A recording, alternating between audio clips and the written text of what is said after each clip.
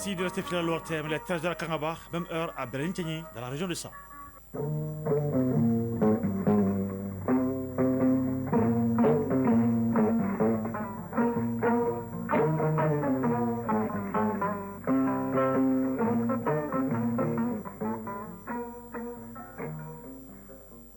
Le journal Isaac Thilou. Mesdames, Messieurs, bonjour et bienvenue à la deuxième édition du Mali Actualité. Voici les grandes lignes de cette édition. Artisanat minier au Mali, la problématique de l'opération et arsenal, défis, enjeux et perspectives, c'est le thème qui a réuni le Conseil économique, social, environnemental et culturel et le ministère de l'administration territoriale et de la décentralisation. Il s'agissait pour les deux parties d'analyser la question en profondeur afin de formuler des recommandations pour le bien-être de la population. 60 milliards de francs CFA pour l'amélioration et l'accès à l'eau potable dans plusieurs localités du Mali. L'accord de financement de ce projet vient d'être signé par le Mali et la Banque mondiale. Ce projet touchera 500 000 personnes à travers le pays. Khaldia Toukone nous donnera des précisions dans ce journal. Plus de 2,7 milliards de francs CFA sera la valeur des dons remis par le Mali et le Fonds mondial à des structures sanitaires du pays. Un don composé d'infrastructures, d'équipements de laboratoire et de matériel informatique. Le geste vise à améliorer le diagnostic et le suivi des malades. Du sport, il lance la question en fin de journal. Fabrice Durté nous parlera de championnat national de Ligue 1 professionnelle qui poursuit sa 12e journée. Le championnat de basketball de première division est bien notre nouvelle. Voilà pour les titres. Je le disais, le président du Conseil économique, social et culturel du Mali a présidé la séance relative au sous-thème artisanal et artisanat minier au Mali et la problématique de l'orpaillage artisanal, défis, enjeux et perspectives. C'est le secrétaire général donc représentant le ministre de l'administration territoriale et de la décentralisation qui était l'invité. Il s'agit pour le Conseil économique et le département en charge de l'administration territoriale d'analyser la question en profondeur afin de formuler des recommandations allant dans le sens du partage des ressources minières au Mali et répondant aux aspirations du peuple. Reportage Youssouf Diakité. Le secteur minier est une composante stratégique pour le développement socio-économique du Mali et sa gouvernance rationnelle est au centre des priorités du gouvernement malien. C'est ce qui motive le choix de ce thème par le Conseil économique et social, le secteur minier vers une exploitation allant dans le sens du développement économique, social et culturel et la préservation de l'environnement avec des sous-thèmes spécifiques, artisanat minier au Mali et la problématique de l'orpaillage artisanal. Et c'est le ministère de l'administration territoriale et de la décentralisation qui répond aux interrogations du jour. Adama Sissouma, secrétaire général du ministère de l'administration territoriale et de la décentralisation. Il est crucial que cette exploitation minière soit intégrée dans une approche durable qui prenne en compte les enjeux économiques, sociaux, culturels et environnementaux afin de garantir une prospérité partagée et un avenir viable pour les générations futures. L'autre sous-thème développé avec des contributions est celui relatif à la problématique de l'exploitation artisanale de l'or au Mali. C'est pourquoi les conseillers de la République ont posé des questions en rapport avec les défis, les enjeux et les perspectives de cette exploitation aurifère au Mali. Yacouba Katile, président du Conseil économique, social, environnemental et culturel du Mali. Les Maliens, je crois que sans exception, leur souci, c'est que ça soit vraiment un progrès, qui puisse apporter vraiment le développement au niveau du pays. Et c'est là, pour que cela se fasse, que chacun joue son rôle. Il y a des textes qui ont été élaborés, adoptés, et leur application doivent suivre conformément aux dispositions qui sont arrêtées au niveau de ces différents textes. Mais le constat général, c'est qu'on a toujours failli à ce niveau-là. C'est ce qui ne va pas. Et ce qui fait que tant qu'on reste vraiment dans cette façon de gérer, dans cette gouvernance de gérer, et il va y avoir toujours vraiment des problèmes. Voilà. Maintenant, il faut sortir de là et il faut appliquer les textes comme ça se doit. Il faut appliquer la loi, la réglementation, et en ce moment, on pourra vraiment s'en sortir. Mais la nécessité vraiment de concilier en tout cas l'exploitation de l'or, que ce soit dans le cadre artisanal ou dans le cadre vraiment professionnel, comme aujourd'hui avec des entreprises avec des gros moyens, comme on dit, les grandes mines et même les petites mines, il faut que chacun à son niveau respecte les principes réglementaires. Ces débats ont lieu dans l'exécution du programme de la 7e session ordinaire de la 6e mandature du Conseil économique, social, environnemental et culturel du Mali. Accord de financement du projet d'appui à la sécurité de l'eau potable au Mali et PASSEMA. La convention vient d'être signée par le Mali et la Banque mondiale. Ainsi, l'institution financière met à la disposition du Mali plus de 60 milliards de francs CFA pour l'amélioration et l'accès à l'eau potable dans plusieurs localités du pays. Une signature qui vient renforcer la politique présidentielle, à savoir offrir de l'eau potable à tous les Maliens. Ce projet touchera 500 000 personnes à travers le Mali. Khadija Toukoné. L'urbanisation, les inondations, les déchets, l'orpaillage illégal, les eaux usées, autant de facteurs qui polluent et détériorent nos cours d'eau. Face à la situation, la Banque mondiale met à la disposition du Mali plus de 60 milliards de francs CFA. Les deux parties signent un accord dans ce sens pour le financement du projet d'appui à la sécurité de l'eau potable au Mali. Une enveloppe qui devrait renforcer une meilleure préservation de la ressource en eau et l'accès des populations en eau potable. Clara de Souza, directrice des opérations de la Banque mondiale pour le Mali. La mise en œuvre du PASSEMA permettra d'accroître l'accès à l'eau potable et améliorer la conservation des sources d'eau dans les villes bénéficiaires. Bamako, la rive gauche, Mopti-Sévaré, Saint, Wélé-Bougou, Dioïla, Bafoulabé, Maïna, de façon pérenne tout en prenant en compte la préservation des sources d'eau et favorisera les activités économiques et la création des emplois. Les actions engagées ou programmées sont urgentes et capitales pour le président de la transition, dira le ministre de l'économie et des finances, Alouseni Sanou, d'ajouter que cette convention, au-delà d'accroître l'accès à l'eau potable, touchera un demi-million de personnes à travers le pays. Le Mali Kura Nyeta Sira Kabe Samba Flani Bioron Savama est une initiative ambitieuse et inclusive visant à transformer le Mali en une nation émergente dès 2033. Ce cadre stratégique place le citoyen malien, le Mali Kura, au cœur des priorités en le considérant comme un acteur autonome capable de prendre en main son destin. La réalisation de ce projet majeur est aussi la concrétisation d'une volonté commune d'œuvrer pour le bien-être des populations en matière de ressources en eau potable. Boubacar Diané, ministre de l'Énergie et de l'eau. Je rappelle que ce projet comprend 4 composantes. L'amélioration de la conservation des ressources d'eau, gestion de projets de renforcement des capacités. Il y a aussi la composante d'intervention d'urgence conditionnelle. C'est un projet majeur au bénéfice de nos populations. Alouseni Sanou, ministre de l'Économie et des Finances. Pour Bamako, les travaux prévus dans le cadre de ce projet concerneront donc la construction d'une station de pompage à Misra et d'un château d'eau de 2000 m3 à Kati Sud. Le transport de l'eau donc des stations de pompage de Djikoroni à la station de Misra et à celle de Kati, ainsi que des branchements sociaux à Bamako, à San Mopti-Sévaré pour les ménages non raccordés à un réseau d'eau potable. S'agissant des villes secondaires, le projet appuiera la construction de systèmes d'alimentation en eau comprenant la réalisation d'infrastructures de production pour un volume de 24 400 m3 jour, des stations de pompage, 3 châteaux d'eau de 2000 m3 chacun, un réservoir semi-enterré de 1000 m3, un réseau de distribution d'eau, des branchements sociaux et des bornes fontaines publiques dans les périphéries. Le projet soutiendra l'aménagement de périmètres de protection des sources d'eau situées dans les bassins des fleuves Niger et Sénégal qui alimentent les villes sélectionnées. Le Mali compte aujourd'hui plus de 22 millions de personnes. Il est donc opportun de renforcer et d'améliorer l'approvisionnement en eau potable du pays. La signature de cette convention vient répondre ainsi à cette préoccupation. Le financement de ce projet renforce également la volonté du président de la transition à offrir de l'eau potable à tous les Maliens où qu'ils se trouvent à travers ses œuvres sociales. Le Mali et le Fonds mondial d'autres des structures sanitaires du pays, d'infrastructures, d'équipements, de laboratoires et de matériel informatique.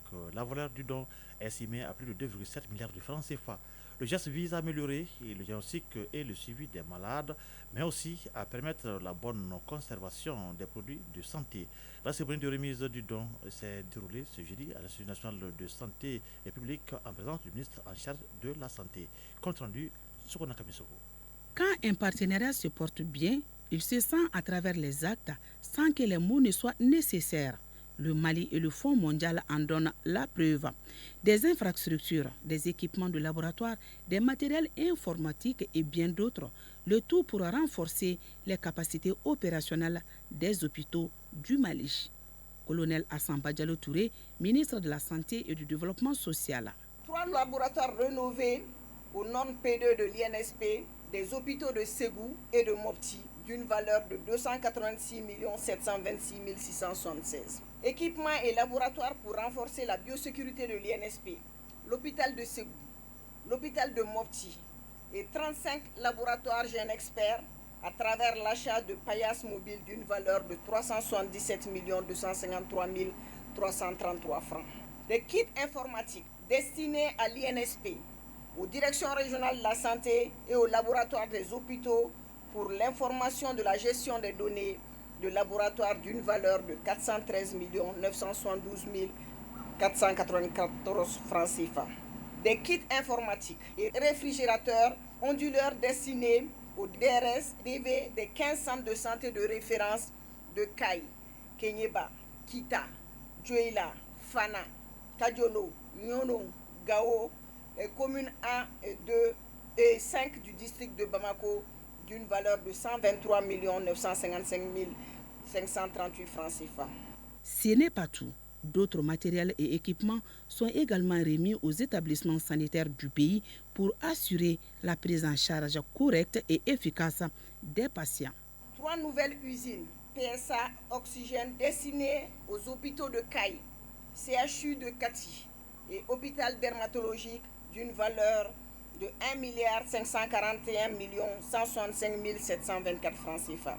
La réparation et maintenance de 6 usines PSA Oxygène du CHU du Point G, CHU Gabriel Touré, hôpital du Mali, hôpitaux de Sikasso, de Ségou, de Mopti d'une valeur de 1 96 146 128 francs CFA. Les dotations en kit solaire destinées à 35 laboratoires disposant d'une machine Genexpert d'une valeur de 885 955 163 francs CFA.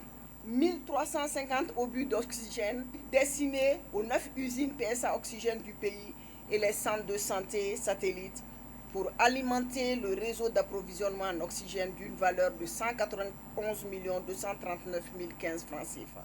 L'ensemble des matériels remis ont coûté plus de 2,7 milliards de francs CFA. Un investissement colossal pour améliorer le diagnostic et le suivi des malades, mais aussi permettre la bonne conservation des produits de santé. Ibrahim Guindo, directeur général de l'INSP. Les équipements sont très importants pour le laboratoire parce que ce sont des équipements qui permettent de rehausser le niveau de travail dans les laboratoires. L'occasion était opportune pour le ministre Touré de visiter l'un des laboratoires rénovés de l'Institut national de santé publique. Ce laboratoire, au dire des responsables de l'INSP, a été construit selon les normes internationales. Il permettra de mettre en réseau tous les laboratoires au Mali. Autre avantage, le suivi en temps réel par notre pays de tous les événements de santé publique qui peuvent avoir une portée internationale. Depuis 2023, le ministère de la Justice et des Droits de l'Homme, avec le soutien de l'UNICEF, travaille à l'élaboration d'une stratégie adéquate de justice pour les enfants du Mali. Le travail abouti est soumis durant 2 jours aux acteurs clés de la protection de l'enfance pour la validation. Les travaux d'observation et de concertation ont été donc lancés officiellement par le secrétaire général du ministère chargé des Droits de l'Homme. Compte rendu, Hawa Adama Koulibaly. Généralement reconnu comme temps d'apprentissage, de divertissement et d'épanouissement, l'enfance n'est plus jouie par de milliers d'enfants. Au Mali, 54% de la population en besoin d'assistance humanitaire sont des enfants, selon le plan humanitaire 2025. Dr Pierre Ngom, représentant résident de l'UNICEF au Mali. Un nombre croissant d'enfants se trouvent dans des situations de grande vulnérabilité, exposés à divers risques de violence et d'abus. Les conflits, les catastrophes naturelles et le réchauffement climatique exacerbent ces vulnérabilités, notamment pour les enfants en conflit avec la loi, les enfants victimes ou témoins de crimes. Pour protéger ces enfants et répondre au mieux à leurs spécificités, des propositions concrètes ont été faites après l'étude d'évaluation du système judiciaire pour enfants en 2021. Dr Boubacar Sidiki Diarra, secrétaire général du ministère de la Justice et des Droits de l'Homme. Au nombre des mesures préconisées figure en bonne place la détermination d'un cadre d'intervention en matière de justice pour enfants et la création d'une structure centrale pour assurer l'efficacité et la coordination des interventions. Dans la même logique, un consultant a été commis pour élaborer un projet de stratégie nationale de la justice pour enfants dont les objectifs visent à assurer aux enfants en contact avec la loi une justice restauratrice, une justice respectueuse de la dignité de l'enfant, une justice réparatrice qui priorise l'éducation sur la répression. L'adoption d'une telle stratégie technique nationale n'est pas une option, mais un impératif moral et institutionnel qui mettra non seulement les enfants à l'abri et leur assurera un avenir sain. Elle s'étale pour un premier temps sur 5 ans, de 2025 à 2029. Au cours de l'assise, l'UNICEF a fait donc un plaidoyer en faveur des enfants non déclarés à la naissance dans les délais légaux. L'organisation plaide pour des dispositions exceptionnelles pour faciliter les procédures et instaurer la gratuité des frais liés au jugement supplétif pour tous les enfants de moins de 18 ans. Sur un tout autre plan, près de 2 milliards de francs CFA, c'est le coût de réalisation du nouveau centre de formation professionnelle de Markala. Le ministre de l'Entrepreneuriat national, de l'Emploi et de la formation professionnelle a procédé ce jeudi à l'inauguration du centre. Un dispositif devra favoriser l'employabilité des jeunes et mettre sur le marché de l'emploi une main-d'œuvre qualifiée pour le secteur. Compte rendu, Honoré Tcheno. Centre de formation professionnelle de Markala, un dispositif conséquent dans l'employabilité des jeunes pour le secteur de la formation professionnelle en 4e région. Yaya Bamba, premier vice-président du conseil régional de Ségou. D'un coût global de 2 milliards 211 204 588 francs hors taxes, soit 1 milliard 935 755,88 € pour les travaux et 275 449 500 francs pour les équipements durant les phases 1 et 2. Adama Sibi, maire de la commune rurale de Markala. Le centre a pour mission de développer chez les apprenants les compétences requises dans les filières porteuses de formation comme la transformation agroalimentaire, l'entretien de la maintenance, la réparation des équipements agricoles, la gestion eau-irrigation, la gestion de l'entreprise rurale.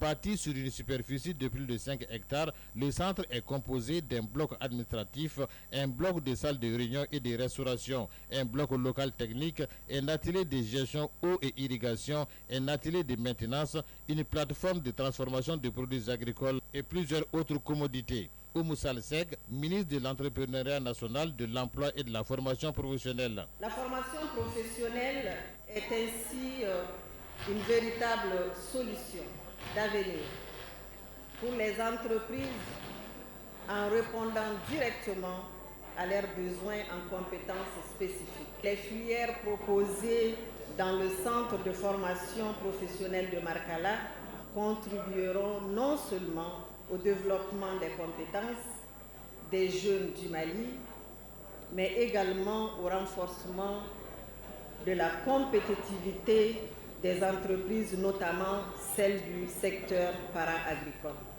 Le centre de formation professionnelle qui vient d'être inauguré à Markala répond favorablement à la volonté des plus hautes autorités à faire des centres de formation professionnelle un dispositif en lien avec les besoins du marché de l'emploi, voire de l'économie nationale. Ségou, Honoré Tchene Bassi Traoré pour l'ORTM.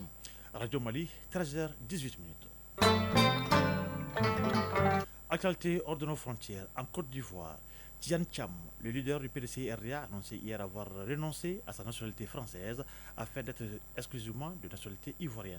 Condition sine qua non pour être éligible à la présidentielle du 25 octobre prochain, un scrutin auquel il espère porter les couleurs du parti du Fouette-Boigny. En Tanzanie, les chefs d'État des pays de la communauté des États d'Afrique centrale et de la communauté de développement de l'Afrique australe doivent se rencontrer aujourd'hui à Dar es Salaam pour discuter de la crise dans l'est de la RD Congo. Le président kenyan et de l'AEAC, William Ruto, a annoncé la participation de ses homologues congolais et rwandais. Les ministres des Affaires étrangères des deux organisations régionales ont tenté hier d'accorder leur expérience pour que les discussions soient donc un succès. La présidence congolaise a déjà fait part de son exigence qui sont, entre autres, un cessez-le-feu immédiat, le retrait du M23 et des forces rwandaises sur le territoire congolais. Les États-Unis ne fourniront plus d'aide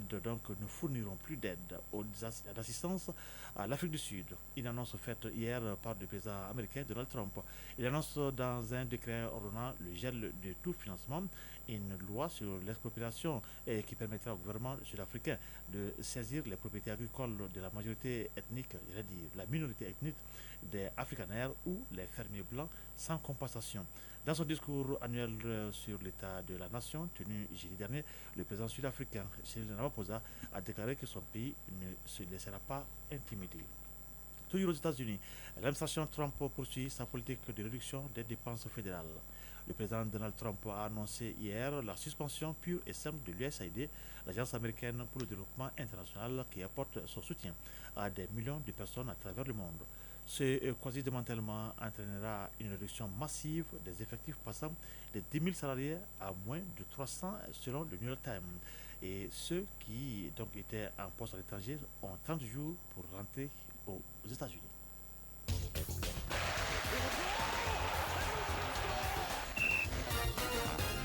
Sport. La Fédération congolaise de football FECOFOOT est suspendue par la FIFA jusqu'à nouvel ordre. Au lendemain donc de la suspension, le Premier ministre congolais est entré en contact avec l'instance mondiale du ballon rond pour tenter de trouver une solution. Pendant ce temps, au Mali, on joue la deuxième journée du championnat national de basketball et la 12e journée du championnat national de Ligue 1 professionnelle de football. Le développement de l'activité sportive avec Famour Durté. L'avant-dernière journée de la phase allée de la Ligue 1 professionnelle de football du Mali se poursuit ce samedi avec 3 rencontres. Au stade Moussa Diakité, Ituya de Bougouni, l'US Bougouni reçoit l'US Bougouba à 15h45. Ici à Bamako, au stade Mamadou Konaté, l'AS Real de Bamako accueille Afrique Football Elite à 16h. À 18h, l'AS Bakardian de Baraouli joue contre 11 créateurs de Nyarela. La 12e journée prend fin demain dimanche avec les rencontres FC Diara Djoliba AC et Binga FC contre Stade Malien de Bamako. En ouverture, hier vendredi, l'association sportive de Korofina, ASCO, a tenu un échec 0-0 le leader Luis Fassa. C'est ce même score nul et vierge qui a sanctionné la rencontre entre les Étoiles du Mandé et l'AS Police. En basketball, la deuxième journée du championnat national de première division prend fin ce samedi avec 4 rencontres, 2 sur chaque tableau. D'abord en série dames, l'AS Commune 5 offre son hospitalité à Luis Fassa et le match au sommet mettra aux prises le Djoliba AC et le Stade Malien de Bamako. Les Rouges de Bamako avaient perdu sur tapis vert lors de la journée inaugurale face à Luis Fassa, alors que les Stadistes avaient largement pris le dessus, 82-67 sur les Scorpions de l'AS Real. Sur le tableau masculin, les 2 derniers matchs de la deuxième journée sont Faso Kanou Isfas et Atar Club de Kidal contre Stade Malien de Bamako. En ouverture, ce vendredi, chez les dames, l'AS Real a été battu 62-65 par Calaban Sport Club. Le centre de référence de basketball de Tombouctou, CRBT, s'est incliné 51-78 face à l'AS Police. En série messieurs, l'AS Real a été dominé par le centre Mamoutoukane CMK 46-42 qui enregistre du coup sa première victoire dans l'élite du basketball malien. Le dernier match d'hier soir a vu la victoire de l'AS Police sur le CRBT 67-72. Hors du Mali à présent, la Fédération congolaise de football FECOFOOT suspendue par la FIFA est en pleine tourmente. À l'origine de cette suspension, une intervention directe des autorités congolaises dans les affaires de la FECOFOOT. En septembre 2024, une assemblée générale a acté la décision du président de la fédération, Jean-Guy Blaise Maolas. S'en est suivi la mise en place d'un comité ad hoc par le ministre des Sports, Hugo Ngondele, pour assurer la gestion du football national. Une décision perçue comme une violation flagrante des statuts de la FIFA qui garantissent l'autonomie des fédérations et interdisent toute ingérence politique. Alertée par cette situation, la FIFA, en collaboration avec la Confédération africaine de football CAF, a dépêché plusieurs missions à Brazzaville afin de rappeler aux autorités locales la nécessité de respecter les règles établies. Malgré ces avertissements, aucune solution n'a été trouvée, poussant la FIFA à sévir en suspendant la FECOFOOT jusqu'à nouvel ordre, privant ainsi le pays de toute participation aux compétitions internationales. Conscient des enjeux et des conséquences désastreuses d'une telle suspension pour son football, le gouvernement congolais a décidé de réagir. Le Premier ministre Anatole Kolina René Makosso a personnellement pris contact avec les dirigeants de la FIFA pour s'enquérir de la situation et comprendre les exigences à remplir pour lever la sanction. Mais du côté de Zurich, le message a été clair. Pas de compromis sur les principes fondamentaux. La FIFA a réaffirmé ses conditions pour réintégrer la FEGOFOOT dans les jurons du football international. Restitution immédiate du contrôle du siège de la FEGOFOOT et des autres installations à l'administration en place dirigée par Jean-Guy Blaise Maolas. Annulation de toute tentative de modification des signataires autorisés des comptes bancaires de la fédération en rétablissant ceux reconnus par la FIFA et la CAF. Dissolution du comité ad hoc qui ne dispose d'aucune légitimité aux yeux des instances internationales et la garantie d'initiation indépendante sans ingérence extérieure permettant à la FEGOFOOT de fonctionner en toute autonomie. Reste à savoir si le gouvernement congolais acceptera de se conformer aux exigences de la FIFA ou s'il cherchera une autre issue. En attendant, le football congolais est en suspens avec un avenir incertain sur la scène internationale. C'est un heureux